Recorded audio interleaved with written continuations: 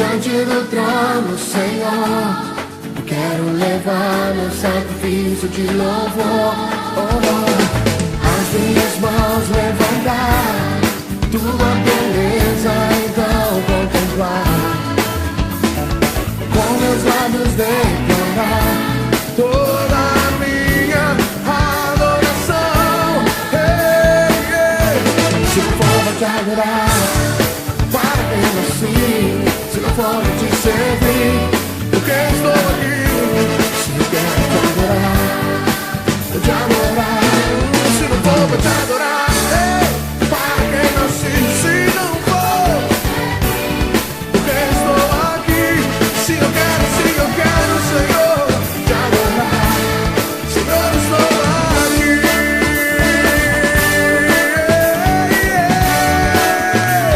Estou aqui, Senhor. Diga. Se não for pra te adorar, para que nasci. Se não for pra te servir, porque estou aqui. Se eu quero te adorar, preciso te adorar.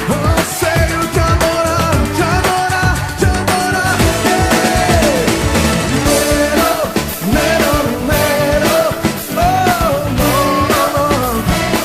Queremos te adorar, Senhor. Eu quero te adorar, Senhor. Boa noite a todos, que a graça e a paz do nosso Senhor Jesus, mais uma vez, como em todo tempo, esteja sobre a sua vida. Estamos aqui reunidos, reunidos ainda que distantes, ainda que virtualmente, mas estamos unidos em espírito, em um só espírito, e esse é tempo de oferecermos culto ao nosso Deus, de podermos orar, de podermos refletir um pouco acerca da sua palavra, e é nesse sentido, é com essa ação que eu quero começar esses minutos aqui, junto com você, convidando você a orar comigo. Mais uma vez, feche seus olhos e me acompanhe então nessa oração. Senhor, nosso Deus e Pai, louvado e engrandecido seja o nome do Senhor. Graças te damos, ó Deus, porque a sua misericórdia tem sido renovada sobre as nossas vidas dia após dia, e mais uma vez o Senhor tem nos concedido esse privilégio de oferecermos culto ao Senhor. Obrigado, ó Pai, porque o Senhor tem nos guardado, porque o Senhor tem nos sustentado, mesmo em tempos difíceis, dias conturbados, mas em todo esse tempo nós podemos reconhecer as suas mãos sobre as nossas vidas, e por isso nós te louvamos, ó Pai. Que esses minutos aqui sejam consagrados a Ti, que esses minutos sejam um tempo recebido pelo Senhor como expressão da nossa adoração. Essa oração eu faço agradecido ao Senhor, em nome santo de Jesus. Amém. Muito bem, gostaria de refletir com vocês nessa noite, ou nesse tempo em que você separou aí na sua agenda para poder acompanhar essa reflexão, e o tema desse nosso encontro aqui é liberdade. Bem, já diz o nosso hino, o hino da proclamação da República, liberdade, liberdade abrasada sobre nós. Essa sede por liberdade, ela faz parte da nossa Constituição. Nós ansiamos por isso, e isso é tão forte que, quando mal usado, inclusive fez com que em Adão nós trocássemos a liberdade que nós tínhamos com Deus pela suposta liberdade que nós teríamos ao nos tornarmos independentes de Deus. Foi dessa maneira que a serpente vendeu a ideia lá no Jardim do Éden, e os nossos pais lá no Jardim do Éden compraram essa ideia e se emanciparam de Deus para então ter essa suposta liberdade. Claro, mal sabiam eles que naquele momento deixavam de ser livres e se tornavam escravos do pecado. Bem, então eu quero pensar com você hoje a respeito de liberdade. Nesses dias agora, últimos, nessa semana passada, nós acompanhamos, e eu creio que você também, de alguma maneira, acompanhou toda a discussão que tem envolvido esse tema, discussão no ambiente político, jurídico, a respeito da liberdade religiosa.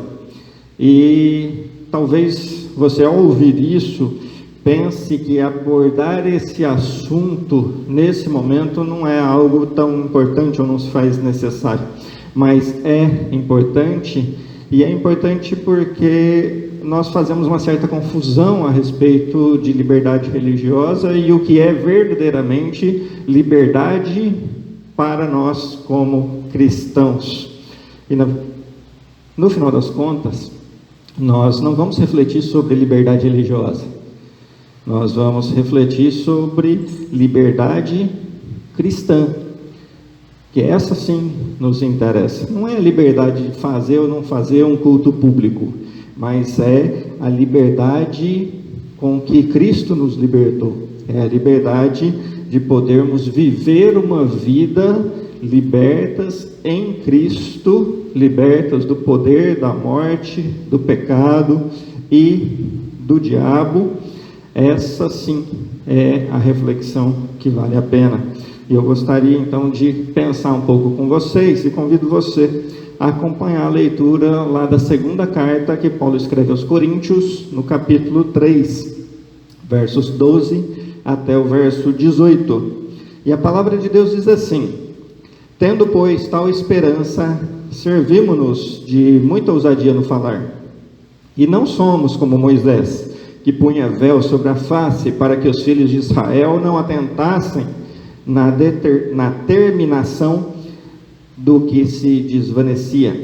Mas os sentidos deles se embotaram, pois até o dia de hoje, quando fazem a leitura da antiga aliança, o mesmo véu permanece, não lhe sendo revelado que em Cristo é removido. Mas até hoje, quando é lido Moisés, o véu está posto sobre o coração deles. Quando, porém, algum deles se converte ao Senhor, o véu lhe é retirado. Ora, o Senhor é o Espírito, e onde está o Espírito do Senhor, aí há liberdade. E todos nós, com o rosto desvendado, contemplando como por espelho a glória do Senhor, somos transformados de glória em glória, na sua própria imagem, como pelo Senhor, o Espírito. Bem, vocês perceberam aqui que Paulo começa, na verdade nós estamos no meio de um assunto. O texto que nós lemos, ele começa no verso 12, em que Paulo está falando sobre uma esperança, e essa esperança o motivava a continuar falando do Evangelho. E essa esperança convicta, essa esperança certa, que aguardava, mas que ao mesmo tempo confiava, era resultado da compreensão de que, se até mesmo enquanto a lei de Moisés vigorava, Deus se revelava, Deus se manifestava, muito mais agora que Deus havia se revelado em Cristo.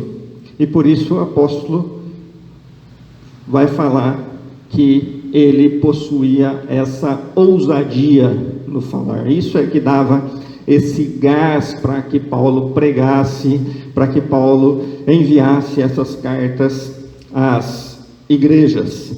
Bem, no verso 13, 14 e 15, Paulo continua essa explicação, mostrando que em Moisés, Deus se revelava em momentos específicos.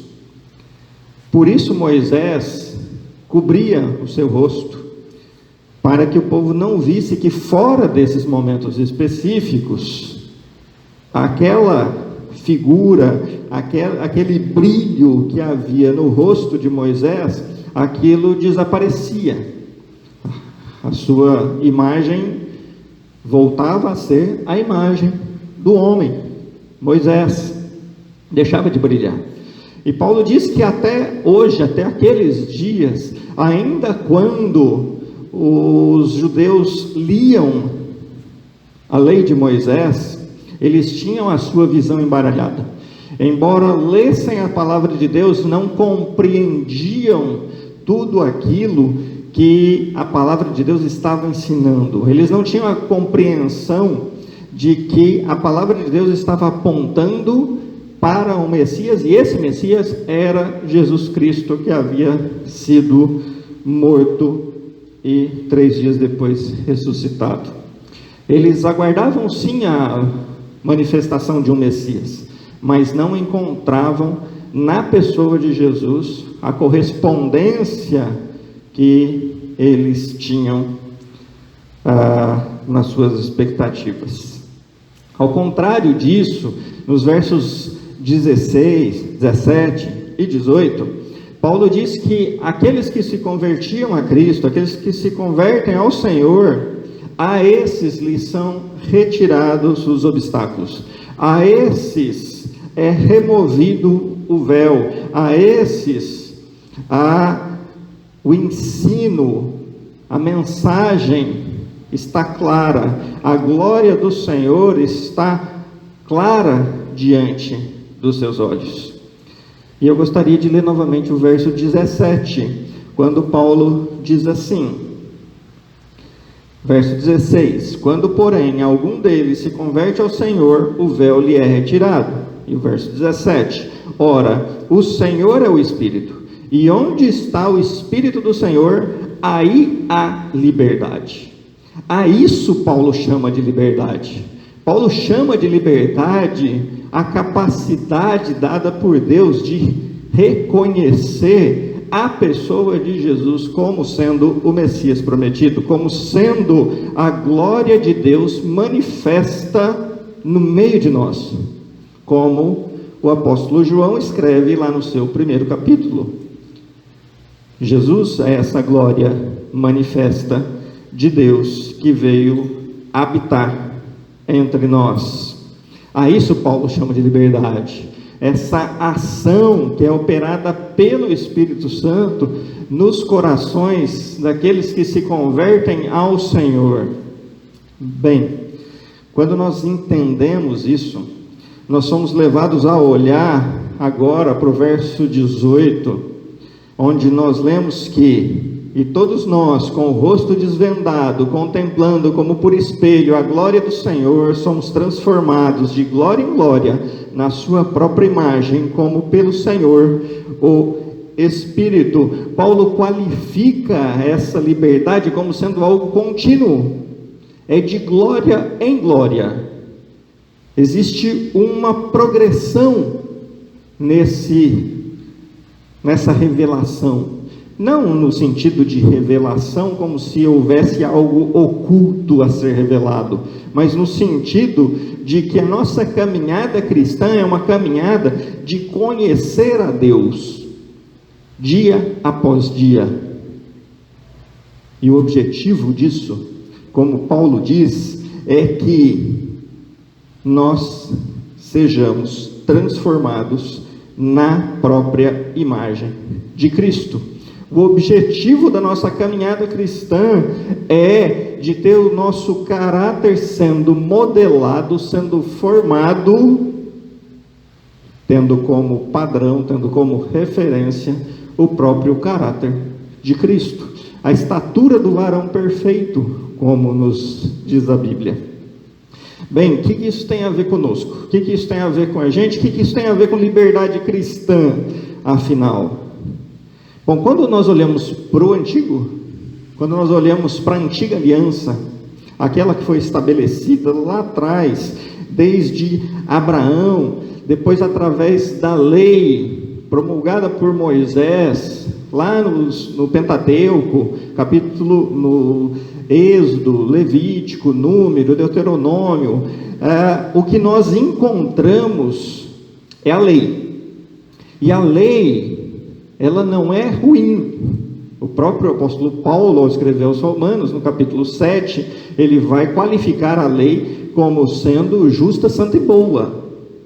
A lei tinha a sua finalidade, e essa finalidade era positiva, era necessária para que o povo pudesse ter um padrão de comportamento, era necessário para que o povo tivesse limite no seu comportamento, e era necessário para que o povo andasse dentro desses limites que haviam sido colocados pelo próprio Deus. Era necessário então que o povo, ao obedecer à lei, entendesse que mais do que a obediência da lei era a obediência à voz do Deus que havia promulgado a lei. Quando nós olhamos também para essa antiga aliança, nós vemos o templo. Nós encontramos o templo, a habitação do Senhor, local onde se ofereciam os sacrifícios para perdão do pecado do povo. Também necessário para que o povo reconhecesse fisicamente a presença de Deus, para que o povo tivesse esse referencial algo em que eles pudessem olhar e reconhecer: Deus está no meio de nós. Nós somos o seu povo e Ele é o nosso Deus. Isso também era necessário. Ambos, tanto a lei quanto o templo, foram bons ao seu tempo. Mas nós precisamos entender que eles foram temporários. Eles apenas sinalizavam algo que ainda estaria por vir. Então, quando eu olho para a nova aliança, aliança estabelecida por Deus em Cristo, eu encontro um Cristo que resume a lei. Eu encontro um Cristo que resume a lei em amar a Deus sobre todas as coisas e o próximo como a ti mesmo. E todas as demais coisas são submissas a essas duas ordens. São decorrentes da prática dessas duas ordens. Quando eu olho para a nova aliança em Cristo, eu vejo a habitação do Senhor sendo realocada do templo físico, do templo de concreto, ou melhor, templo de pedra, para o templo humano. Um Deus que habita em nós, não apenas um Deus que habita entre nós, mas um Deus que habita em nós. O Espírito Santo habita em nós. Nós somos a morada do Espírito Santo, como Paulo ensina aos nossos irmãos dessa mesma igreja, da igreja de Corinto. Presta atenção nisso. Se o Espírito Santo habita em nós, e portanto, aonde você está, Deus está. E se você, no dia a dia, nas inúmeras, incontáveis práticas do seu dia a dia, você ama a Deus sobre todas as coisas e ama o próximo como a você mesmo, é impossível que a sua liberdade cristã seja suprimida. Em tempo em que tanto tem se falado sobre o cerceamento da liberdade religiosa, sobre perseguição, sobre igreja de porta fechada, é muito importante que nós entendamos isso. Se Deus habita em mim, e se eu procuro uma vida que mostre que eu amo a Deus sobre todas as coisas e o próximo como a mim mesmo, é impossível que a minha liberdade cristã seja suprimida. Não há lei que possa fazer com que essa liberdade seja suprimida.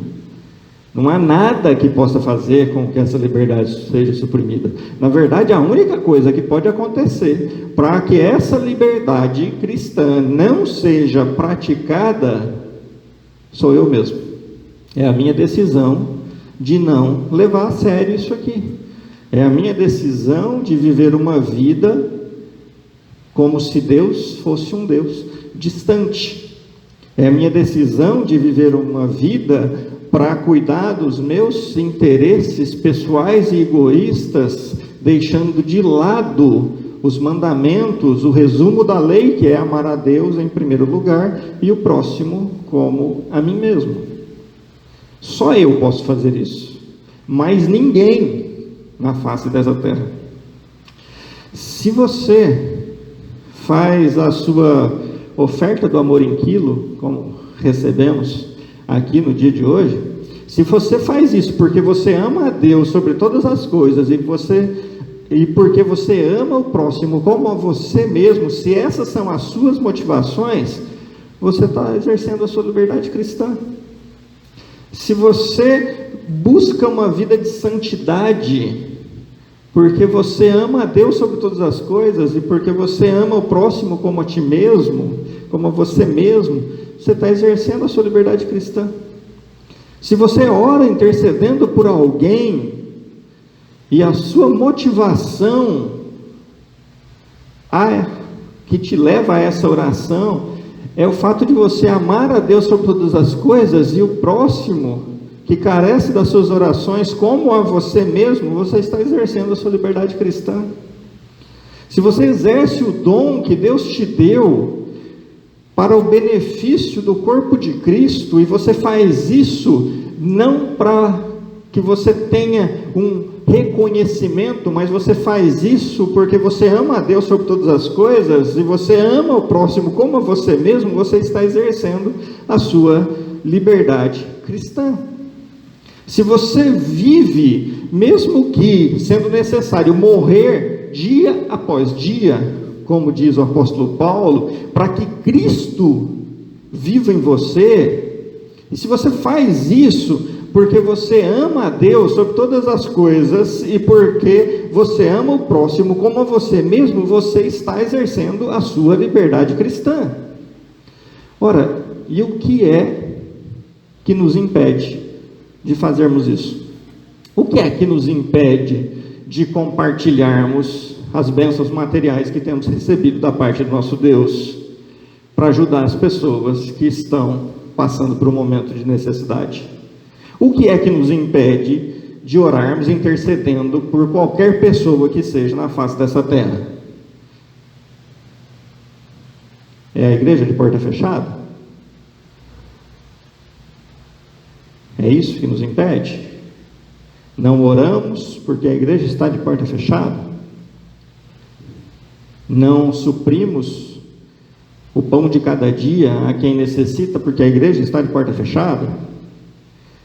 Não vivemos uma vida de santidade porque a igreja está de porta fechada? Não exercemos os nossos dons porque a igreja está de porta fechada?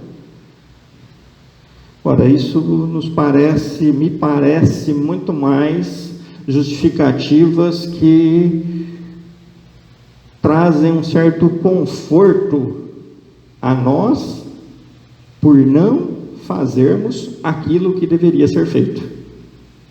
Afinal, a igreja está de porta fechada, o que eu posso fazer?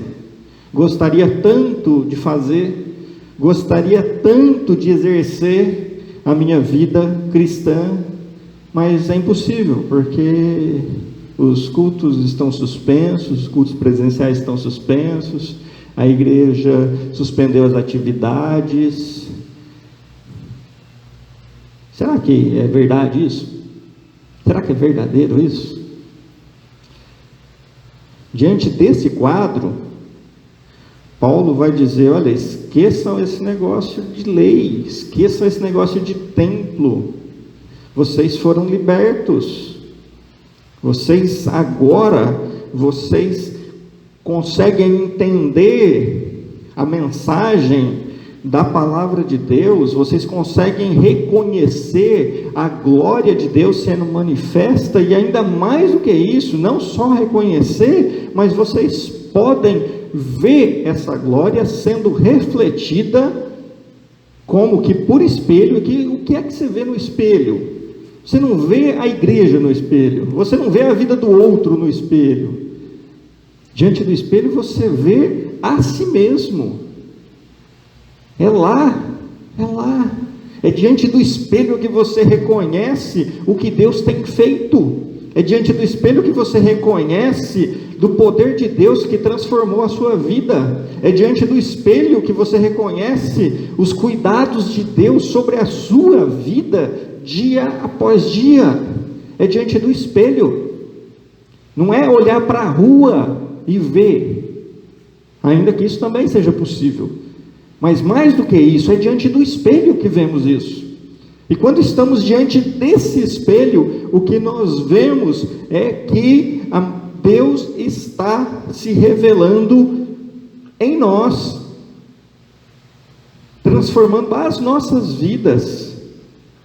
E isso num processo contínuo, num processo de modulação da nossa vida, do nosso caráter, tendo como referencial a imagem de Cristo. Lembram-se? Buscando a estatura do varão perfeito. O que é que nos impede de vivermos dessa maneira? O que é que nos impede de reconhecermos isso? Não existe nenhum tipo de cerceamento a esse exercício da liberdade cristã. Porque o exercício da liberdade cristã é você viver a vida, é viver como cristão.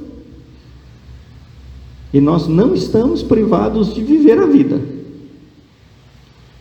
Ainda que as nossas atividades possam, cada um dentro da sua realidade, ainda que as nossas atividades possam estar limitadas, mas todos nós estamos vivendo. Todos nós estamos vivendo. Ou saindo para trabalhar, ou trabalhando em casa, ou indo para a escola, ou estudando em casa. Mas todos nós estamos vivendo. E mesmo através dos meios virtuais, nós continuamos nos relacionando com as pessoas. Nós ainda estamos no mundo. Nós não fomos retirados do mundo esperando que a pandemia acabe para depois sermos recolocados no mundo. Nós continuamos aqui.